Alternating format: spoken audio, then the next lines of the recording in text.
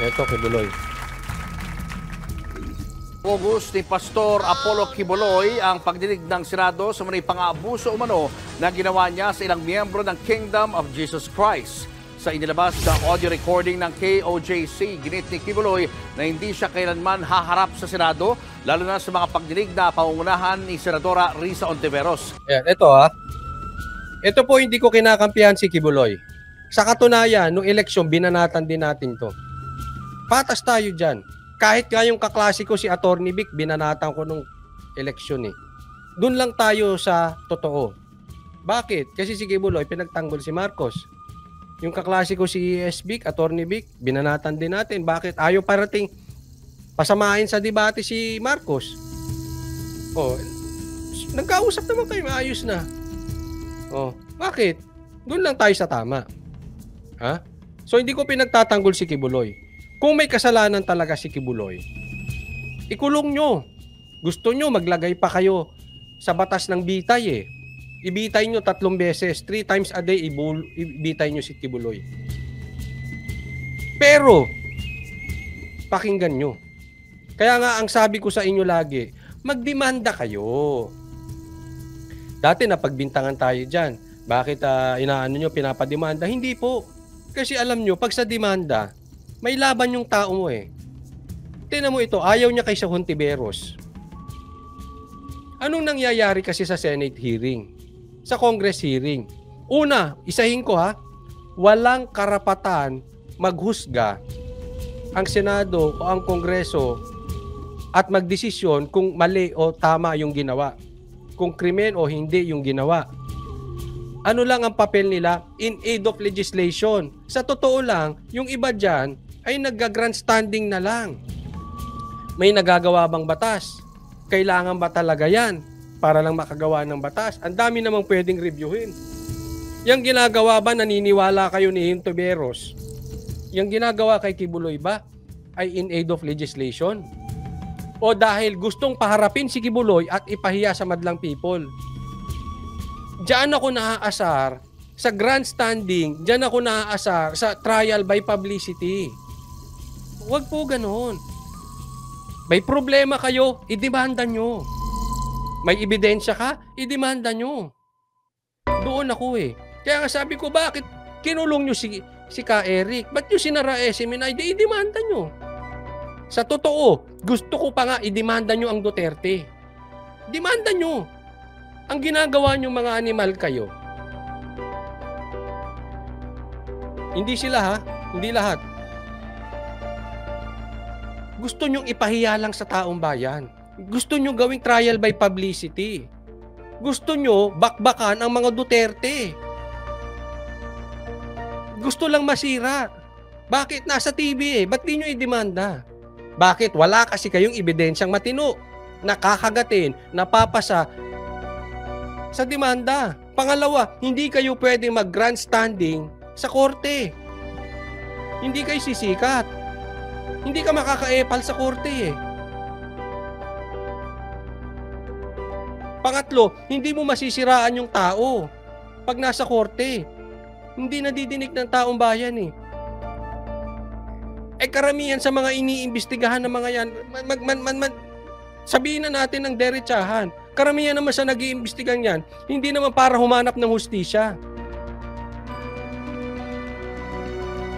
Para siraan ng isang individual. Ipahiya. At mag-grandstanding. Naku kayo. Sagot naman ng pastor sa mga alegasyon, binayaran daw ang mga testigo para magsalita laban sa kanya. Ang isa pang araw na nagpakilalang biktima, nagsampa raw noon ang kaso laban kay Kibuloy na binasura naman ng korte sa Davao City. Hindi po basta-basta mag-aakusa kayo, lalo na sa isang taong katulad ko na international ang I-stop mo reputasyon. sila, i-stop mo, ganun mo, i-stop. I-stop mo na rin yung People's Initiative, kamo. Ay ganunin na lang ninyo ako. Kung sila'y totoo at hindi bogus ang kanilang testimony, hindi sila bogus, ang sunod po ninyong hakbang bilang isang mambabatas, Senator Hontiveros, tulungan ninyo silang pumunta doon sa korte, magdemanda kayo. Ayun. Maraming salamat, Eleanor L. Nara sa Stars and Cora Del Rosario. Thank you po. Eto kaya alam nyo ako, wala akong katiwa-tiwala. Bagamat accepted to na ebidensya sa korte, pero para sa akin, napakababang klaseng ebidensya ang eyewitness. Kasi ako pwede ko sabihin di ba? Pwede ako mag-testify dyan. Sabi nga ni Kibuloy takpan lang yung mukha ko, tapos sasabihin ko, ni-rape ako ni Kibuloy. Si Kibuloy ay bakla. Ni-rape ako niyan 3 beses sa baba at 3 beses sa taas. Madali magsalita di ba? Dadalin mo yan ngayon sa dadalin mo ngayon sa Senado. Tinakpan mo lang yung mukha ko. O kahit buksan mo, tinakpan mo lang. Nakakahiya siya, di ba? Ang tanong, anong ebidensya? Bunganga ko lang. Ibig sabihin, kaya ako walang tiwala sa eyewitness. Kasi ang daling manira ng tao Ang dali. Galit ka kay Kibuloy?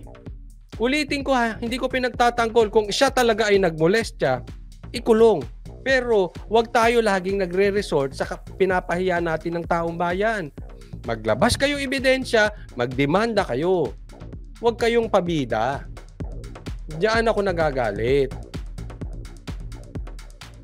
Nagiging na po natin ganyan ang ginawa kay Bantag, ganyan ang ginawa kay Tebes, ganyan na rin ang ginagawa kay Ka Eric, ganyan na rin ang ginawa kay Kibuloy. Lahat naman sabit. Hindi nyo i-demanda.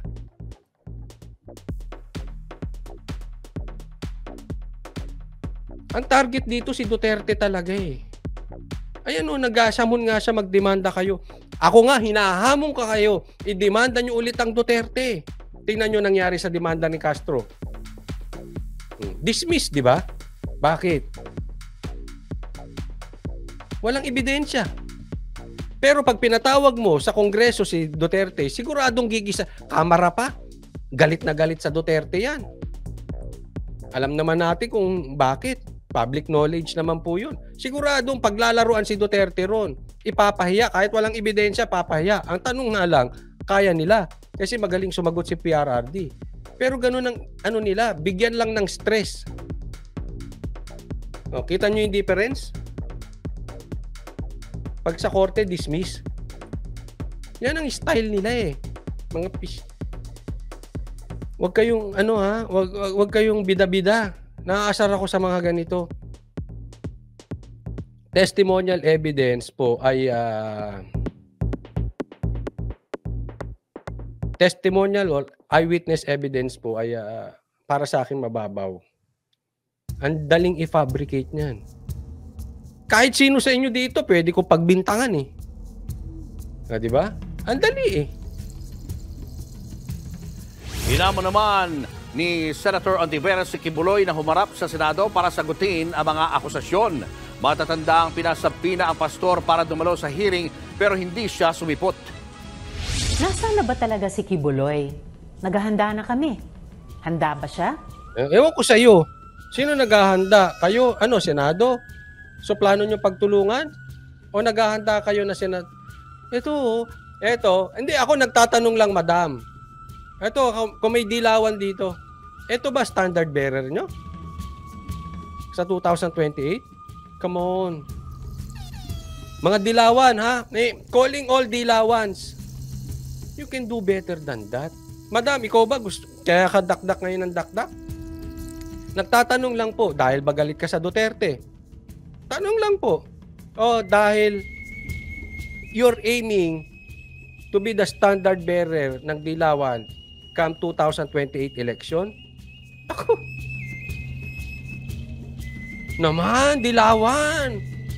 Hindi na ba kayo makapag-produce ng mga politikong yung winnable naman? Yung hindi na kailangan makisawsaw sa mga bagay-bagay? Oo, yung gusto niya nasa headlines. Teka muna, madam, tama naman si Kibuloy Ba't hindi mo turuan yung mga witness mo, pumunta sa korte, magdemanda kayo? Ba't ayaw mo magdemanda? Nagtatanong lang. Ako'y nanggagalaiti. What ang hilig nyo sa ganyan? Kawawa ang ikaw na pag-initan. Oh, halimbawa, ito nandiyan si Spencer Lacalle. Oh. Pagbintangan ko siyang magnanakaw, rapist. Ang dali eh. Ang dali magsabi-sabi, tatakpan ko lang yung mukha ko eh. Oh. Rapist, rapist, rapist. At papatawag ka na sa Senado.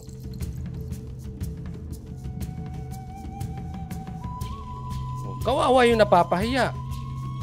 Anong tanong? Anong ebidensya? Ni-rape ako. Ni-rape ako. Matatanggalan pa ako. Diba? Ang daling manira eh. Ano sasabihin mo?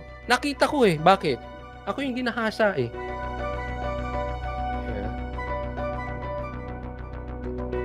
Alam mo, ang tingin ng taong bayan dyan, madam, wala kayong ebidensya. Bukod sa dakdak. Ganyan din yung ginagawa ni Boying eh, di ba? Puro dakdak, wala namang ebidensya. Walang material evidence, walang physical evidence. At higit sa lahat, walang forensic evidence. May forensic evidence kayo.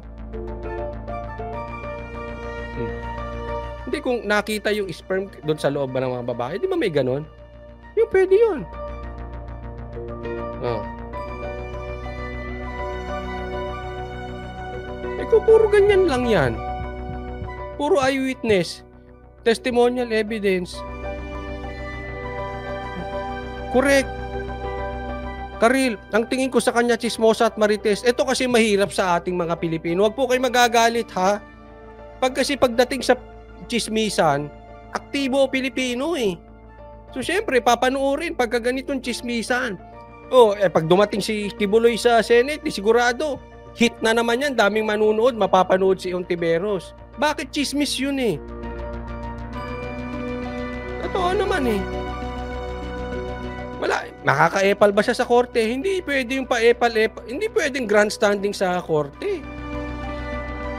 Nasanay na tayong mga Pilipinong ganun kasi. Puro lang kasiraan ang nangyayari. Kawawa yung mga nasisira eh. Walang masama, magdemanda kayo, ipresenta nyo yung ebidensya para naman yung tao na pinagbibintangan makasagot din. Dito hindi siya makakasagot. Patayan ka lang ng mic dyan, tapos ka na eh. Control nila yung mic dyan eh. Ano nangyari kay Ka Eric? Di ba ganun din? Wala din naman eh.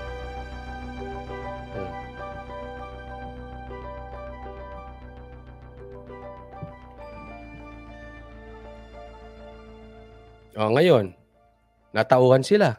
'Di ba? Kaya pinakawalan yan si Ka Eric eh. Kasi mapapahiya sila sa korte. Yan ang totoo diyan. Magbumukha silang tanga sa korte, kinulong. So bago sila magmukhang tanga, nabulungan yan. O yung mga nagtanong sa abogado yan, syempre may alam din yung abogado. Magmumukha kayong tanga diyan, sir.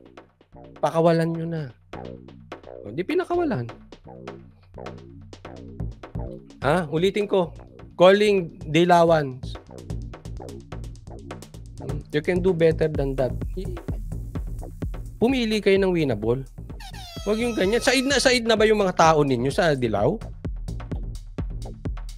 Ito, meron akong gustong ipakita sa inyo. Tapos, ayan, ito. May gusto akong pakita.